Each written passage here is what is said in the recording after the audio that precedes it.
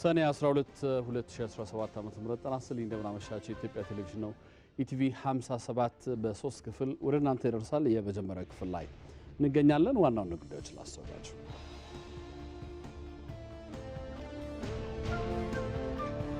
በቤንሻንጉል ጉሙዝ ክልል በተለያዩ የስደተኛ ጣቢያዎች የሚገኙ የተለያዩ ሀገራት ስደተኞች ከአካባቢው ማህበረሰብ ጋር ማህበራዊና ኢኮኖሚያዊ ትስስር እንዲኖራቸው እየተሰራ መሆኑን የስደተኞችና ተመላሾች አገልግሎት ገለጸ።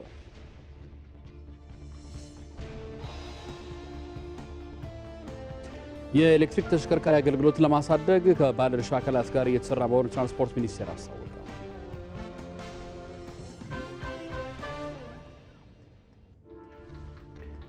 ኢራንና እስራኤል በአፋጣኝ የተኩስ አቁም ስምምነት እንዲያደርጉ የተባበሩት መንግስታት ድርጅት ጠየቀ። የሚሉት ዋና ዋናዎቹ ናቸው። ከዜናዎቹ ጋር አንተነህ ደግፌ ነኝ። አብራችሁን ቆዩ።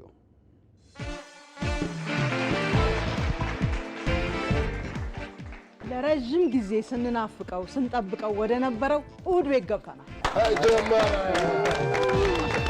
በዚያራችን አስበናቸው በያሉበት ሄደን የምንዘይራቸው፣ የምንጠይቃቸው፣ የምናከብራቸው ሰዎች አሉ። የልጅነት ህይወቴ ላይ ድምቀት የፈጠሩ ይህ ነው ምኞቴ እኔ በህይወቴ ከራሴ በፊት ለኢትዮጵያ እናቴ። በልፍኝ ገበታችን ተጋባዥ አብሳዮች ከቤተሰቡ ጋር ቆንጆ ቆንጆ ምግቦችን ያበስሉናል። ባል ሲያገቡ ምንም አይነት ሙያ አይችሉም ነበር። አልችልም። እንጀራ መጋገር ሳይቀር ባላቸውን ያስለመዷቸው አሉ። እውነት ነው? አዎ። እልፍኝ ጨዋታ የራሳችን ባንድ አለ። ከንየሌለብሽ ከግሩ እስከ ራስሽ ሴቴን አስከባሪ። በደርሶ መልሳችን የተለያዩ ከተሞች ወጎችን እንሰማለን። የት ነው ያለነው?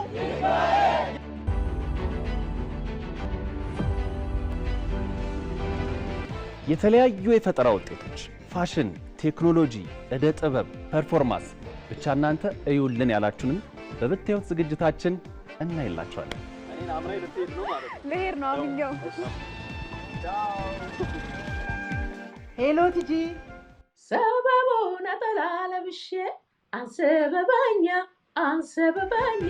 እንግዲህ እሑድ ቤት በይፋ ተጀምሯል። እንኳን ደስ አላችሁ፣ እንኳን ደስ አላችሁ።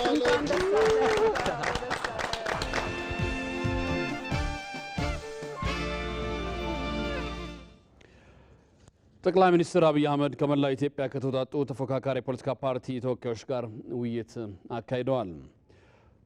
ውይይቱ ዛሬ ምሽት በኢትዮጵያ ቴሌቪዥን በሁሉም አማራጮች እንዲሁም በተለያዩ የመገናኛ ብዙሃን ከምሽቱ 2 ሰዓት ተኩል ላይ ይተላለፋል። እንድትከታተሉ እንጋብዛለን።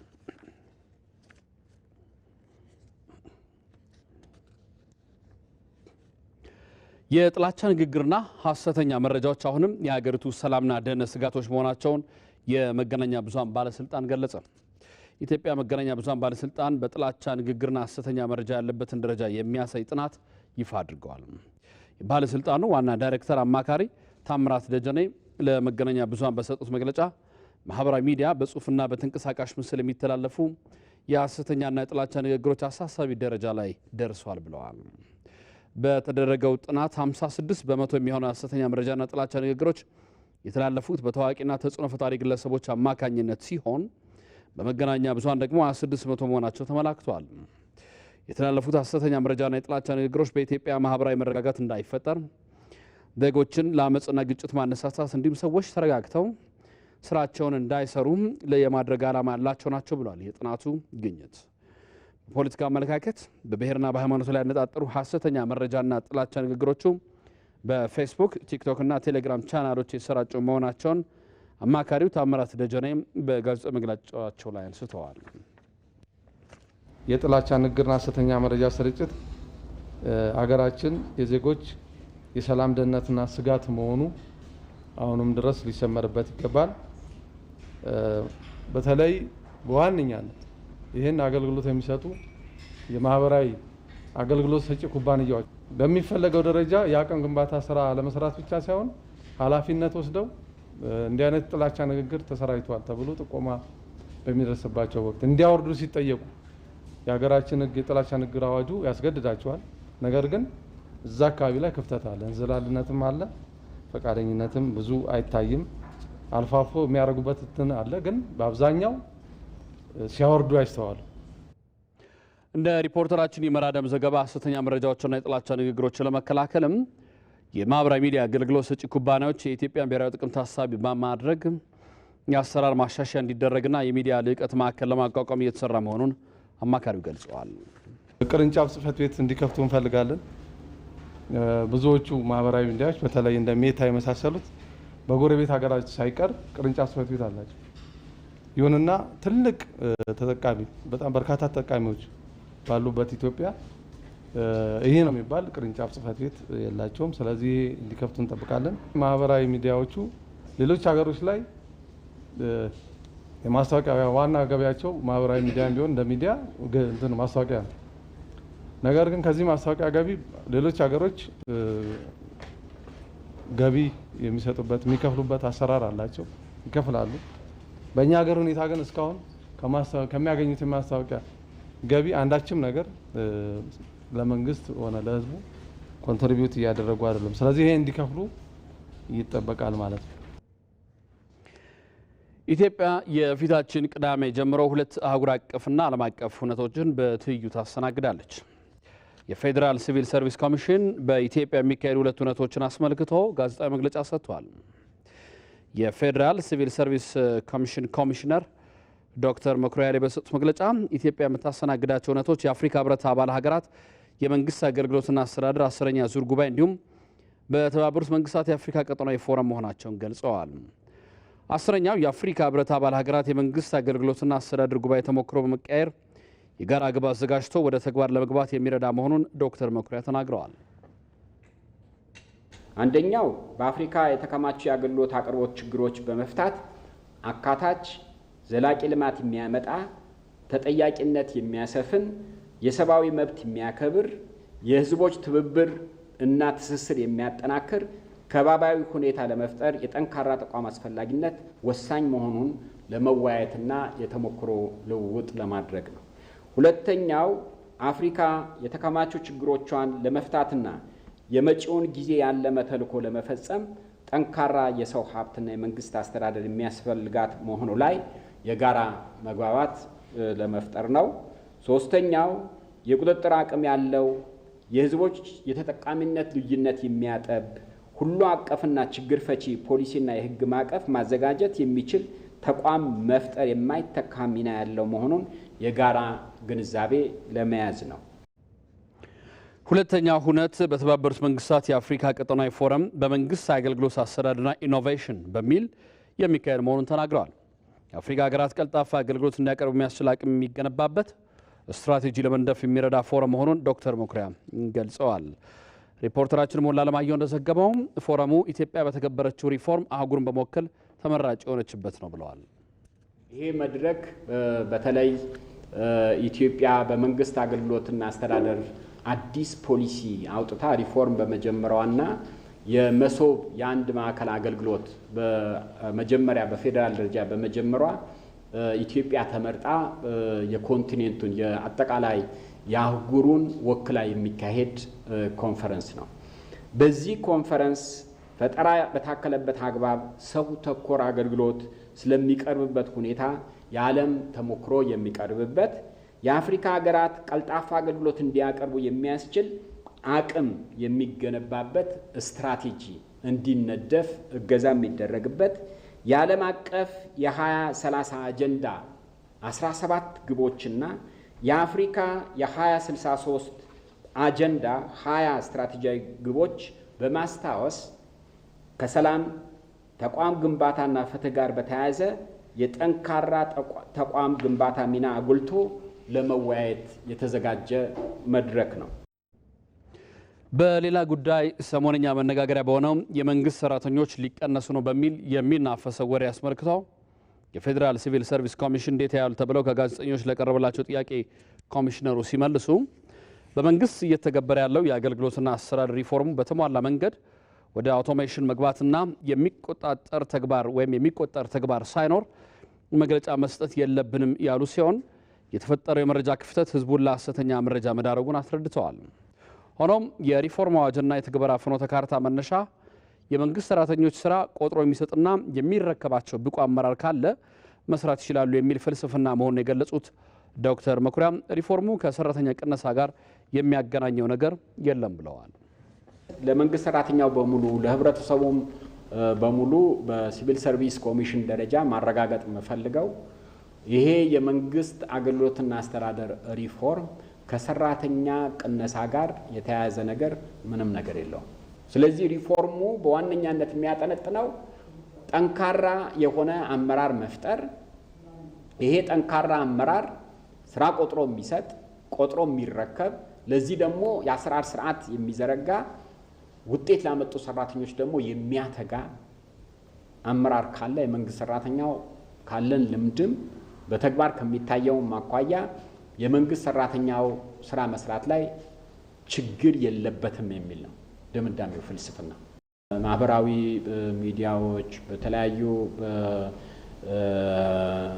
መገናኛ ብዙሃን የሚነገረው ነገር ካያችሁት እኔ አንዳንዶቹም አይቻለሁ እንደዚህ ማለት ሲፈለግ እንደዚህ ማለት ሊሆን ይችላል የሚል ነው እንጂ ምንጭ ያለው ወይ አዋጁን አይቶ ወይም ፖሊሲውን አይቶ ወይ ደግሞ ተግባራዊ እንቅስቃሴን አይቶ አይደለም የሚሰጠው።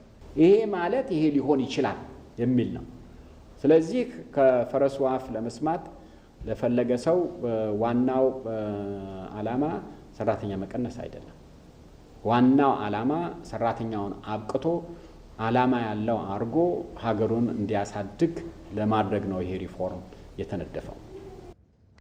የፈጠራ ሀሳቦችን ወደ ኢንዱስትሪ ማሸጋገር እንደሚገባ የአዲስ አበባ ከተማ ምክትል ከንቲባ ጃንጥራር አባይ ተናገሩ። በከተማዋ ሲካሄድ የነበረው ብሩህ አዲስ 3 የንግድ ሀሳብ ፈጠራ ውድድር ፍጻሜ መርሃ ግብርም ተካሂዷል። በዚህ ውድድር 145 ስራ ፈጣሪዎች ከወረዳ ጀምሮ ሲሳተፉ እንደነበረም ተጠቅሷል። ውድድሩ ስራ ፈጣሪዎች ስራዎቻቸው እንዲያሳውቁ፣ ትስስር እንዲፈጥሩና የፋይናንስ አገልግሎት እንዲያገኙ የሚያስችል መሆኑም ተገልጿል። ዘገባውም የባልደረባችን አባዲ ወይናይ ነው።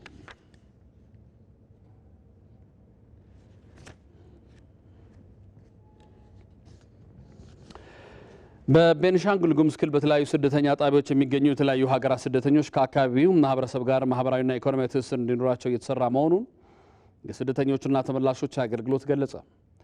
በክልሉ የሚገኙ ስደተኞችን በተለያዩ ገቢ ማግኛ ዘርፎች ተሰማርተው ተጠቃሚ መሆናቸውን ገልጸዋል። ነስረዲን ሐሚድ ተጨማሪ አለው።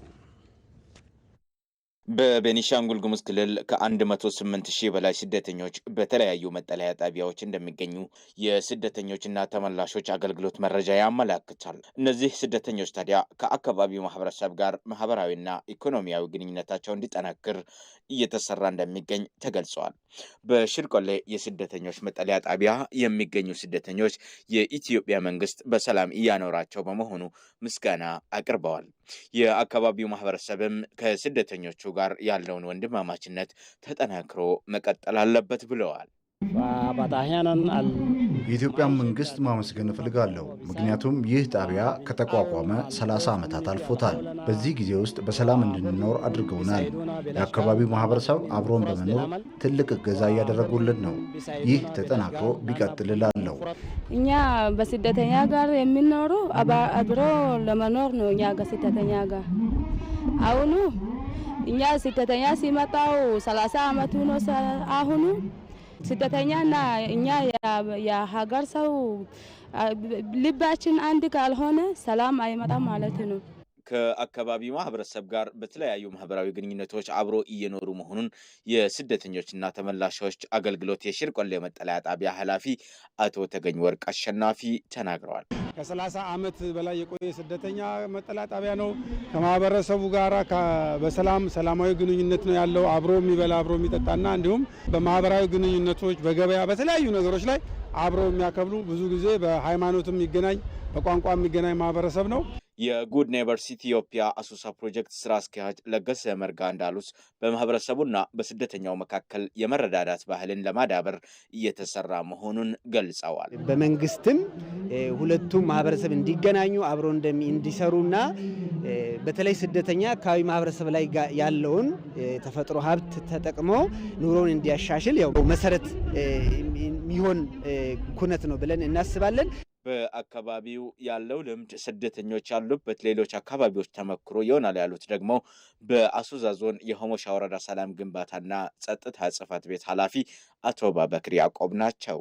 ሌሎችም ስደተኛ ያለበት ቦታ ላይ እንደዚህ አይነት ነገር ተሞክሮን ተወስዶ ለቀጣይ የተጠናከረ ግንኙነት እንዲኖር በተለይ እንደ ሀገራችን ኢትዮጵያ ስደተኛ ተቀባይ ከመሆኑ አንጻር ወደ ወረዳችን ደግሞ ስንመጣ ወረዳችን በጣም ስደተኛ ያቀፈ ወረዳ ከመሆኑ ከአካባቢ ማህበረሰብ በጥሩ ሁኔታ ነው መብታችሁን ተጠብቆ ሁሉም የተጨናነቁ አይደለም። በግንኙነት መድረኩ የአካባቢው ማህበረሰብና ስደተኛው የሚወክሉ ባህላዊ ጨዋታዎች እንዲሁም ስፖርታዊ እንቅስቃሴዎች ተካሂደዋል። ለኢትዮጵያ ቴሌቪዥን ነስረዲን ሐሚድ ከአሶሳ። የኢትዮጵያ እስልምና ጉዳዮች ጠቅላይ ምክር ቤት በ2017 ለሚካሄደው የመጅሊስ አመራር ምርጫ የመራጮችና የአስመራጮች ምዝገባ ነገ አርብ እንደሚጀመር የምክር ቤቱ ምርጫ አስፈጻሚ ቦርድ ገልጿል። ቦርዱ በሰጠው ጋዜጣዊ መግለጫ ምርጫውን ፍትሐዊና ስኬታማ ለማድረግ የተለያዩ ስራዎች መሰራቱን ገልጸዋል። የመራጮችና የአስመራጮችን ምዝገባን የማሳለጥ ተግባራት መከናወኑም ተጠቁመዋል። ምዝገባው በገጠር የሀገራችን ክፍሎች በአካል ቀርቦ በጽሁፍ የሚከናወን በመሆኑ ሰነዶቹን በአማርኛ፣ በአፋን ኦሮሞ፣ በአፋርኛ፣ በሶማሊኛና በትግርኛ ቋንቋዎች ታትመው በተዋረድ እስከ መስጂድ የማሰራጨቱን ስራ በአብዛኛው ተከናውኗል። በከተማ ኢንተርኔት በሚደርስበት አካባቢ በቴክኖሎጂ የተደገፈ የምዝገባ ስርዓት ለማካሄድ የመዝጋቢዎች ምልመላና ስልጠና ተከናውኗል። ህብረተሰቡ የነቃ ተሳትፎ እንዲያደርግ በየመስጂዱ ኢማሞች በጁምዓ ኹጥባና ሌሎች መንገዶች ስለ ምርጫው በቂ ግንዛቤ እንዲሰጡ ለማድረግ ሰፊ ስራዎች ተሰርተዋል። ሪፖርተራችን ይድነቃቸው ሰማው እንደዘገበው ህዝበ ሙስሊሙ ለምዝገባው የነቃ ተሳትፎ ሊያደርግ ይገባል ያለ ሲሆን ቦርዱ በነገው ዕለትም በተለያዩ የኢትዮጵያ አካባቢዎች በሚገኙ መስጊዶች የመራጮችና አስመራጮች ምዝገባ እንደሚጀመር ተገልጸዋል። ለምዝገባው የሚያስፈልጉ ቅድመ ሁኔታዎች በአብዛኛው በመጠናቀቃቸው የምርጫ ቁሳቁስ በደረሰባቸው መስጂዶች በነገው ዕለት ምዝገባ ይጀመራል።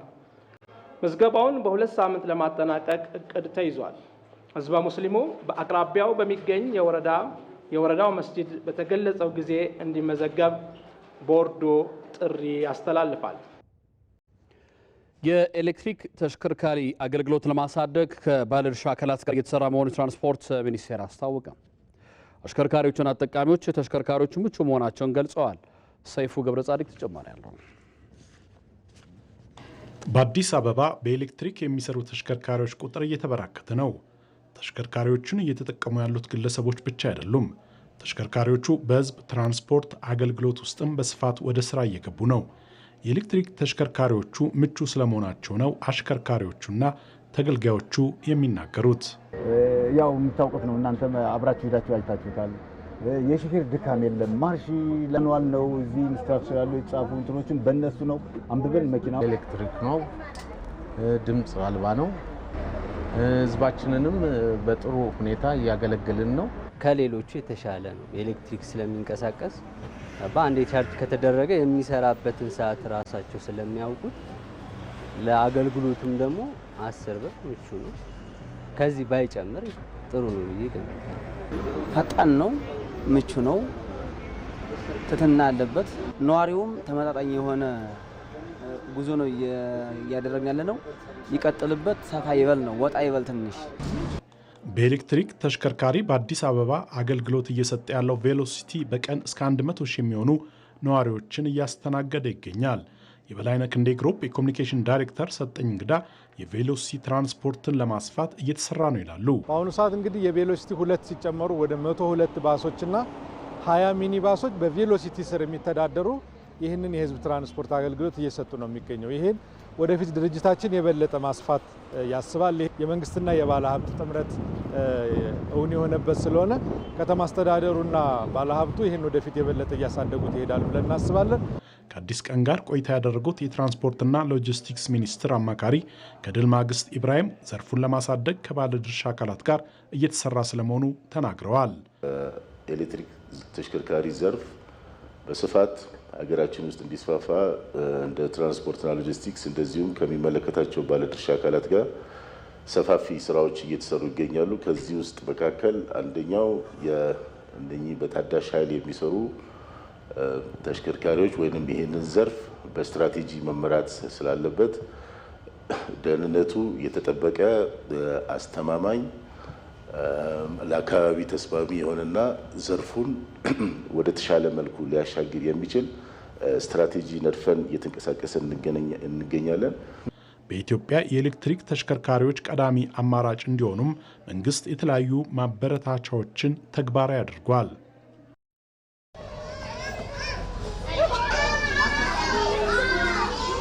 ልጆቻቸውን በዚህ ያስቀምጡና ከስራ ሲመለሱ ደግሞ ከዚህ ማቆያ ልጆቻቸውን ይወስዳሉ። ምንም ባይኖረኝም ቤት ባይኖረኝም ምንም ባይኖረኝም ግን ፍቅር እያደረብኝ መጣ። ይህ ድርጅት እንግዲህ ቡናን ተጠቦበታል ነው የሚባለው።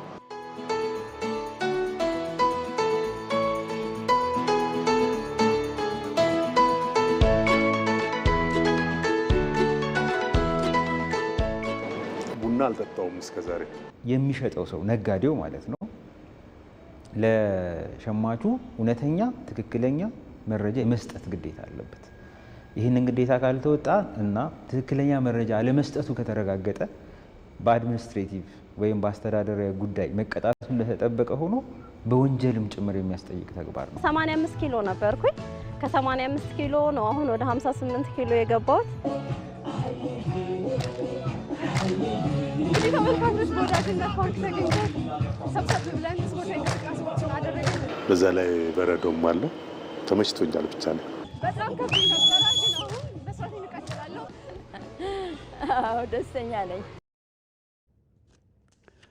በገጠር ጤና ጣቢያዎች የእናቶች እርግዝና ክትትል፣ የጽንስ ደህንነት ለማወቅ የአልትራሳውንድ ምርመራ ማግኘት ቀላል አይደለም።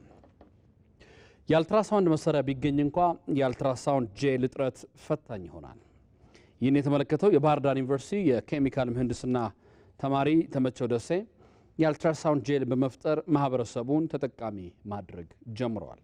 በባህር ዳር ዩኒቨርሲቲ የምርምር ሀሳቦችን ለመምከር በተቋቋመው የቢዝነስ ኢንኩቤሽንና ስራ ፈጠራ ማዕከል ባገኘው እውቀትና የግብዓት ድጋፍ በአካባቢ በሚገኝ የሬት ተክል የአልትራሳውንድ ኬሚካል ጄል በማዘጋጀት ሀገሪቱ በውጭ ምንዛሬ የምታስገባው ምርት ለመተካት ታሳቢ አድርገው እየሰራ መሆኑን ይናገራል። ከሪፖርተራችን ተስፋውን ደስታ ጋር ቆይታ አድርጓል። ተከታትለን እንመለስ። ተመቸው ደሴ ይባላለሁ። ከግሎ ፕሮዳክሽን ነው የመጣሁት። እኔ የመጣሁት ፕሮዳክት የአልትራሳውንድ ጀል ነው። አልትራሳውንድ ጀል የአልትራሳውንድ ትሪትመንት ከመካሄዱ በፊት ሰውነታችን ላይ ተቀብቶ በማሹና በሰውነታችን መካከል ያለውን የግንኙነት ስሙዝ ወይም ሕክምናው በደንብ እንዲካሄድ ሊያደርግ የሚችል ኬሚካል ነው ማለት ነው። እንግዲህ በሀገራችን በከፍተኛ ወጪ እና በከፍተኛ የውጭ ምንዛሬ ይህንን ጀል ከውጭ ብታስገባም ከፍተኛ የሆነ እጥረት አለ። በፈለጋዊት ሄደን ሰልፎች ነበሩና ከዛ ሰልፍ ሰዎችን ቀርብ ብለው ስንጠይቅ የአልትራሳውንድ ጀል እጥረት እንዳለና ለዛም ከፍተኛ የሆነ ሰልፍ እንዳለ ተረዳን። ችግሩን ከለየን በኋላ እዚህ ቢቴክ ውስጥ ትልልቅ ሰዎች አሉ፣ ማማከር ጀመርን። እኛም በጎን ስለ ጉዳዩ በደንብ ማወቅ መቆፈር ነበረብንና ፈለግን። ከዛ በኋላ ፕሮዳክቱን ሰርች ማድረግ ነበረብን። ምንድነው ይሄ ጥቅሙ ምንድነው የሚያደርገው ከየት ነው የሚሰራው የሚል እኛ ሰርቪ ያደረግን ማለት ነው። የኬሚካል ኢንጂነሪንግ ባክግራውንድም ስለለኝ እና ከምን መሰራት እንዳለበትና ምን መሆን እንዳለበት ጥናት ተሰራን። ከዛ በሀገራችን በሰፊው የሚገኝ በአመት እስከ 5 ሚሊዮን ቶን በላይ ሃርቨስት የሚደረግ ሀርብ አለ ወይም ደግሞ አልቬራ አለ። ከሱ በመጠቀም ይህን ጀል አዘጋጅተናል ማለት ነው። ኦልሞስት ከ6 ወር በኋላ የመጀመሪያ ኤምቪፒ ዴቨሎፕ አደረግን ማለት ነው። የመጀመሪያ ያን ሊተካ የሚችል በእጅ ሊጨበጥና ሊነካ የሚችል በመጀመሪያ 6 ወር ውስጥ ዴቨሎፕ አደረግን ማለት ነው። የአማራ ፐብሊክ ሄልዝንም ጭምር ፕሮዳክቱን ሰጥተን ለነሱ ቼክ አስደርገን በእነሱ ፈቃድ አማካኝነት ሄደን ቼክ አድርገናልም ፕሮዳክቱን ዲስትሪቢዩት እያደረግን እንገኛለን ማለት ነው። እንደምታዩት ግሎው አልትራሳውንድ ጀል ይባላል። እንግዲህ በተለያየ እኛ ያመረትናቸው በተለያየ አማራጭ ናቸው። በ1 ሊትር በግማሽ ሊትርና እንዲሁም ከዛ ባነሰ የትኛውም ክሊኒክ በሚፈልገውን አማውንት በማቅረብ የሚፈልገውን ሰዎች ተጠቃሚ ማድረግ ይችላል ማለት ነው። ወደፊት እኛ በምናስበው ወደ 10,000 ሊትር የማምረትና እሱን ዲስትሪቢዩት የማድረግና በዙሪያው ባሉ በዙሪያው በተለይ የሰሜን ምዕራብ ሪጅን አካባቢ ባህር ዳር አካባቢ ያሉ ሆስፒታሎችን ከቨር ማድረግ እስከ ቀጣይ ዓመት ዲጂታል ኢኮኖሚን እውን ለማድረግ ኢኮሜርስ ወይም የዲጂታል ገበያ አንዱና ዋነኛው ነው። ኢትዮ ቴሌኮም በኢትዮጵያ የመጀመሪያ የሆነውን ዘመን ገበያ የዲጂታል ግብይትን ካስተዋወቀ ሳምንታት ተቆጥረዋል። ለመሆኑ ዘመን ገበያ ምንድን ነው? ጠቀሜታውስ? የሚሉትን ሀሳቦች ከኢትዮ ቴሌኮም ቺፍ ማርኬቲንግ ኦፊሰር አንደበት እንከታተል።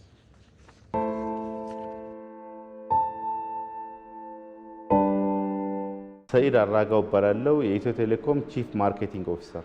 በሀገራችን ትልቅ የኢኮሜርስ አፕሊኬሽን ወይም የኢኮሜርስ ሰርቪስ አልነበረም ከዚህ በፊት። ዘመን ገበያ በዚህ ረገድ በኢኮሜርስ ረገድ ያለውን ትልቅ ጋፕ ከቨር ለማድረግ የመጣ ትልቅ ኢንተርቬንሽን ነው ማለት ነው። በነገራችን ላይ እኛ በዘመን ገበያ የኢትዮጵያ ምርት በመላው ኢትዮጵያ ውስጥ ጀማሪም ይሁን መካከለኛም ይሁን ትላልቆቹም ድርጅቶች ይሁኑ ምንም ወጪ ሳያወጡ አንድ ቦታ ላይ ሆኖ መላው ኢትዮጵያውያን ማገልገል የሚችሉበትን ኦፖርቹኒቲ መፍጠር ነው የፈለግነው። ሌላኛው ከኢትዮጵያ ወጥተው ለዓለም አቀፍ ማርኬት ተደራሽ እንዲሆኑ ነው የምንፈልገው። በ40 ነበር የጀመርነው። አሁን ከ130 በላይ ደርሰናል። ከ3000 በላይ እቃዎችን በዘመን ገበያ ላይ ማግኘት ይቻላል። ከ500,000 በላይ ደንበኞች እየገቡ ያዩታል ሰርቪሱን ማለት ነው። ወደ ዘመን ገበያ ገባን። እኔ ለምሳሌ የምፈልገው ፓስታ መግዛት ነው ለነገ ቁርስ። እዚህ ውስጥ እንገባለን። ይህም ብቻ ስለሆነ የምገዛው እዚሁ ላይ እመርጣለሁ። ከዛ ኦርደር ፕሌስ አድርግለዋለሁ። 354 ብር ነው።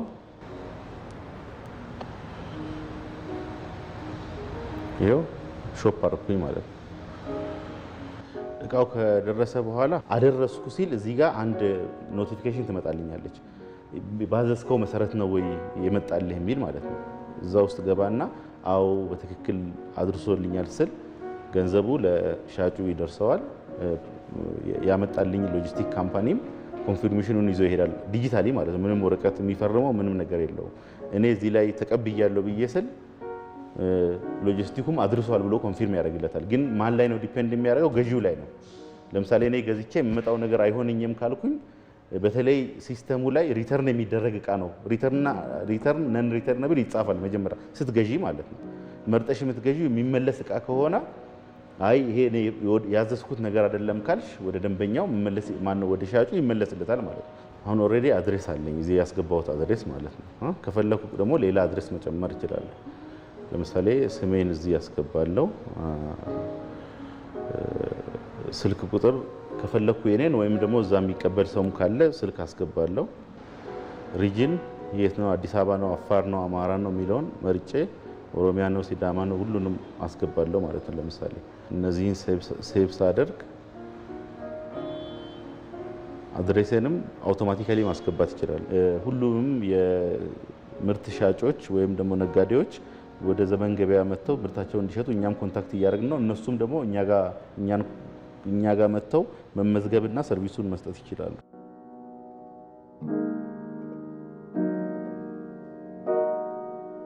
ዘመን ገበያ ለሻጮች ከኮስት አንጻር ምርትና አገልግሎታቸውን በደንብ አድርገው ለደንበኛ ሪቸቢሊቲ ማለት ነው ሁሉም ቦታ ላይ ከማዳረስ አንጻር ትልቅ ጠቀሜታ አለው ማለት ነው። ለደንበኛው ደግሞ ጊዜ ሴቭ ያደርጋል። ምርትና አገልግሎት አንድ ቦታ ከአንድ መርቸንት ወይም ደግሞ ከአንድ ሻጭ ብቻ ሳይሆን ከብዙ ሻጮች አወዳድረሽ እንድትገዢ ያደርጋል። አምራቹንና ገዢውን ቀጥታ የሚያገናኝ መሀል ላይ ያለውን ሰንሰለት የሚቀንስ ዚስ ሚንስ ደግሞ ምንድነው ከዋጋ አንጻርም ትልቅ የሆነ ኮንትሪቢዩሽን የሚኖረው ነጋዴዎች፣ አምራቾች፣ አርሶ አደሮች በተለያየ ኤሪያ ላይ ሰርቪስ ሴክተር ላይ የሚሰሩ ኤክሴትራ እዚህ ፕላትፎርም ውስጥ መጥተው ወደ ዲጂታል ኢኮኖሚ እንዲደባለቁ የሚያስችል አዘኢንድ ደግሞ ጂዲፒ ሰፖርት ያደርጋል። ለሀገራችን ኢኮኖሚ እድገትም ቀጥተኛ የሆነ ፖዚቲቭ ኢምፕሊኬሽን ያለው ነው ማለት ነው። ዴሊቨሪ ሲስተሙ ኢንድ ቱ ኢንድ በመላው ሀገሪቱ ማዳረስ ስንጀምር ብዙ መኪና ያላቸው ወይም ደግሞ በዴሊቨሪ ላይ የሚሰሩ የተለያዩ ግለሰቦች ወደ ሎጂስቲክስ ፕላትፎርሙ በመምጣት ከኛ ጋር የዴሊቨሪ ሰርቪስ በመስጠት ስራ ማግኘት የሚችሉበት ኦፖርቹኒቲ አለው ማለት ነው።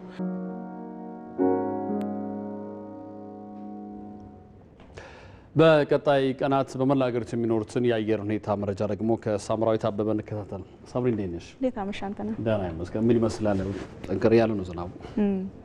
እሺ አመሰግናለሁ አንተነህ። በዛሬው ውሎ በምዕራብ የሀገራችን አካባቢዎች ላይ የተስፋፋ የደመና ሽፋንና ክምችት ነበራቸው። እንደዚሁም የክረምት ዝናብ ጠቃሚ በሆኑት የሀገራችን አካባቢዎች ላይ የተስፋፋ የደመና ሽፋን የነበራቸው ሲሆን በተለይም በጋምቤላና በምዕራብ ኦሮሚያ ጠንካራ የደመና ሽፋንና ክምችት ነበራቸው። ከዚሁም ጋር ተያይዞ በቢሾፍቱ፣ ጅማ፣ ባሌሮቤና አዲስ አበባ ዝናብ ተመዝግቧል። በነገው ዕለትም ለክረምት ዝናብ መፈጠር አመቺ የሆኑ የአየር ሁኔታ ክስተቶች ይበልጥ እንደሚጠናከሩ አሃዛዊ የትንበያ መረጃዎቻችን ያመላክታሉ። ከዚሁም ጋር ተያይዞ በደቡብና ምስራቅ ትግራይ፣ በአማራ ክልል ዞኖች፣ በቤንሻንጉል ጉሙዝ ክልል ዞኖች እንደዚሁም በምዕራብ መካከለኛና ደቡብ ኦሮሚያ በማዕከላዊና ደቡብ ምዕራብ ኢትዮጵያ ክልል ዞኖች ላይ በብዙ ቦታዎቻቸው ላይ ከቀላል እስከ መካከለኛ መጠን ያለው ዝናብ ያገኛሉ። በተጨማሪም በምዕራብ ሸዋና በጥቂት የባህር ዳር ዙሪያ ክልል ዞኖች ላይ በ24 ሰዓት ውስጥ ከ30 ሚሊ ሜትር በላይ ከባድ መጠን ያለው ዝናብ ያገኛሉ። ስለሆነም የሚኖረው የዝናብ መጠንና ስርጭት የክረምት የግብርና እንቅስቃሴን ለማከናወን ከፍተኛ ጠቀሜታ ይኖረዋል። በመጨረሻም በነገው ዕለት በአንዳንድ የሀገራችን ዋና ዋና ከተሞችና የቱሪስት መዳረሻ ስፍራዎች የሚጠበቀው የአየር ሁኔታ በነቀምቴና ባህር ዳር ዝናባማ፣ በሐዋሳ፣ መቀሌ፣ ጅማ፣ ኮንሶ እንደዚሁም በአርባ ምንጭ ቀላል ዝናብ፣ በሐረር፣ ሰመራ እንደዚሁም በጎዴ ደመናማ የአየር ሁኔታ የሚኖር ሲሆን በቀጣዮቹ 3 ቀናትም በአዲስ አበባ ቀላል መጠን ያለው ዝናብ የሚኖር ሲሆን የቀኑ ከፍተኛ የሙቀት መጠንም እስከ 24 ዲግሪ ሴልሺየስ ይደርሳል። እንግዲህ በመጨረሻ ማንተነሽ ለበለጠ መረጃ የኢንስቲትዩቱን ድረገጽ በመከታተል በርካታ መረጃዎችን ማግኘት ይችላል። አመሰግናለሁ። እኔም አመሰግናለሁ። ስልካችንን በምንፈልግበትና ቻርጅ ማድረግ በማንችልበት ቦታ ባትሪ ቢዘጋብን ያሉን አማራጮች ውስን ናቸው። ማይ ቻርጅ የተሰኘው ተቋም መሰል አጋጣሚ ሲፈጠር መፍትሄ ይሆናል ያለውን ቴክኖሎጂ አስተዋውቋል። አገልግሎቱንም በመላው አዲስ አበባ እያስፋፋ ይገኛል። በዚህ ጉዳይ ላይ ሪፖርተራችን መቅደስ እንዳለ ቅኝት አድርጋ ተከታዩን መሰናዶ አዘጋጅታለች።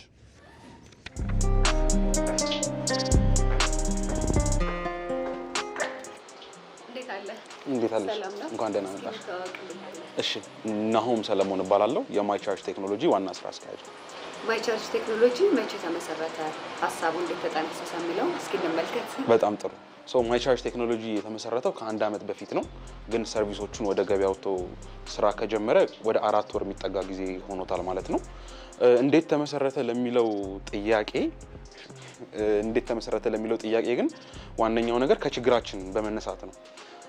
ያው እንደምታውቂው አሁን ባለንበት የኢትዮጵያ እያሳለፈች ባለችው ዲጂታል ትራንስፎርሜሽን ውስጥ ብዙ ስርዓቶች፣ የትምህርት ስርዓት፣ የባንክ ስርዓት፣ የተለያዩ የቀን ተቀን ተግባሮቻችን ወደ ዲጂታል ተቀይረዋል። ስለዚህ ከስልካችን ጋር ያለን ቅርኝነት በጣም ከመቼውም ጊዜ በላይ ከፍ ብሏል ማለት ነው። እንደምታስተውዩ ብዙ ቦታዎች የለመድናቸው የምንሰማቸው ነገሮች አሉ። እኔንም አንቺንም ጨምሮ ስልኬ ሊዘጋ ነው፣ ባትሪ ሊዘጋ ነው የሚሉ በጣም ትላልቅ ስራዎችን የሚያስመልጡን ኦፖርቹኒቲዎችን የሚያስመልጡን ጊዜዎች ሲከሰቱ እኔ ላይም አንቺ ላይም አፕን ሲያደርጉ ችግሩን አየንና የማይ ቻርጅ ሲስተር ካምፓኒ ሆኖ ደግሞ ገልፍ ደግሞ ከነሱ ጋር በመተባበር ቻይና ውስጥ በደንብ የተለመደ ይሄ ቴክኖሎጂ ቻይና ውስጥ በሙሉ ቻይና ውስጥ የተለመደ በጣም ብዙ ተጠቃሚ ያለው ቴክኖሎጂ ነውና ይሄንን ኖቲስ ይሄን ችግር ካየን በኋላ ከቻይና ውስጥ ያለውን ቴክኖሎጂ ሎካላይዝ አድርገን ወደ ሀገራችን አመተናል ማለት ነው።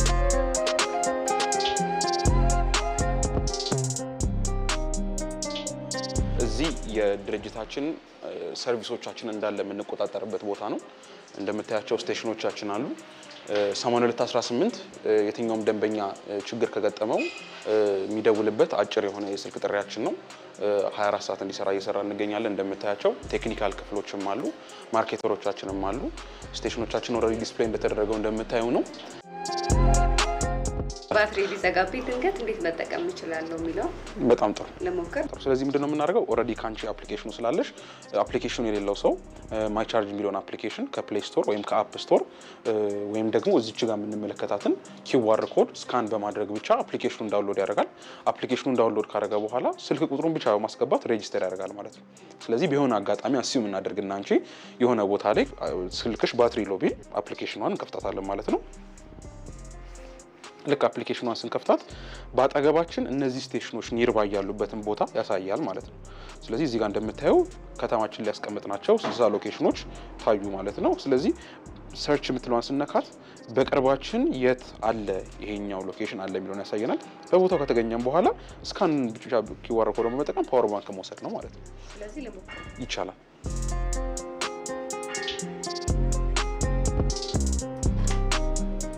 ስለዚህ እንዲህ በቀላሉ ቻርጂንግ በጣም ጥሩ። ስለዚህ ለተለያዩ ስልክ ነው ያለው። እዚህ ጋር አይፎን አለ፣ ሲ ታይፕ አለ።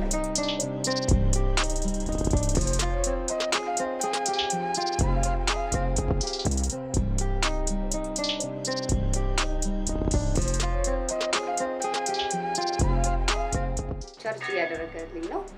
ይዤስ ብጠፋ ምንድነው የምታደርጉት? በጣም ጥሩ። ሰው የዋራንቲ ሲስተሙ ማለት ነው። አንድ ሰው ይህን ፓወር ባንክ ለመውሰድ 2000 ብር ማስያዝ አለበት ማለት ነው። ካስያዘ በኋላ ለ72 ሰዓት ያህል መጠቀም ይችላል።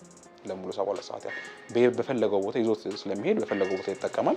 ተጠቅሞ ሲጨርስ ሲመልስ አውቶማቲካሊ ያቺ 2000 ብር ሪፈንደብል ትሆናለች። ሰርቪስ ፊ ተቆርጦ 10 ብር ቆጥሮ 10 ብር ቆርጦ የቀረው 1990 ብር ወደ ማይቻርጅ ዋሌቱ ተመላሽ ይሆንለታል። ወደ ፈለገው አካውንት መላክ ይችላል ማለት ነው እሱ። ስለዚህ እንደዛ ነው። ግን በ72 ሰዓት ውስጥ የደረሰውን ኖቲፊኬሽን ኢግኖር አድርጎ ካልመለሰ ያቺ 2000 ብር እንደ ኮምፐንሴሽን ፊት ወስዳ እንትን ይላል ማለት ነው። ይሄን ይመስላል። አሁን ለጊዜው በነፃ ነው እየሰጣችሁ ያላችሁት ይሄን አገልግሎት። ከዛ ደግሞ ማይ ቻርጅ ቴክኖሎጂ ምን ላይ እንጠብቀው ወደፊት የሚለውን ንገረን። በጣም ጥሩ። ክፍያ የምንጀምረው ባይ ዘ ወይ አሁን ከ18 ቀን በኋላ ነው ማለት ነው።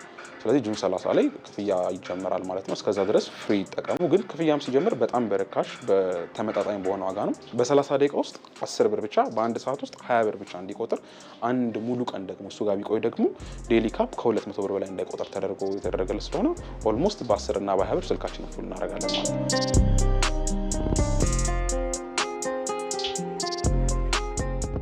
የኤሌክትሪክ መኪናዎችንና የኤሌክትሪክ ባይኮችን በዘመናዊ መንገድ ቻርጅ ማድረጊያ ስቴሽኖችን ለመገንባት እንቅስቃሴዎችን እየሰራ እንገኛለን። ሴም ቲንግ በአፕሊኬሽን የታገዘ ፔመንት ሜተዱ በጣም ቀላል የሆነ ዘመናዊ የሆነ የኤሌክትሪክ መኪናዎችን ቻርጅ ማድረጊያ ስቴሽኖችን ለመገንባት እየተንቀሳቀሰ እንገኛለን። አመሰግናለሁ ስላሳየኸኝ። አመሰግናለሁ።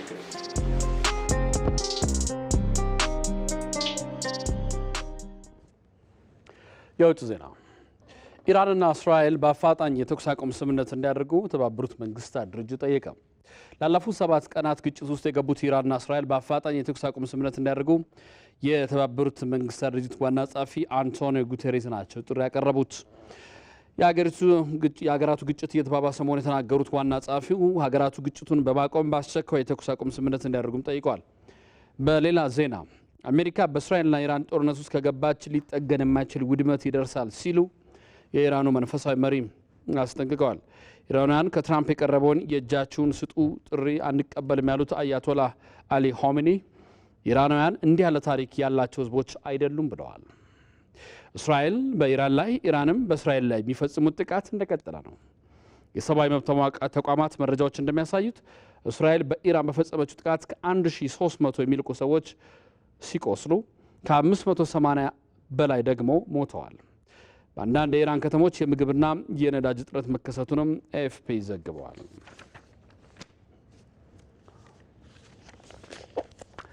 ከኢትዮጵያ ቴሌቪዥን ኢቲቪ 57 የመጀመሪያ ክፍል እዚህ ላይ ያበቃል። ከጥቂት ደቂቃዎች በኋላ ስፖርትና የቢዝነስ ጉዳዮችን አካተን በክፍል 2 መልሰን እንገናኛለን። አብራችን ቆዩ።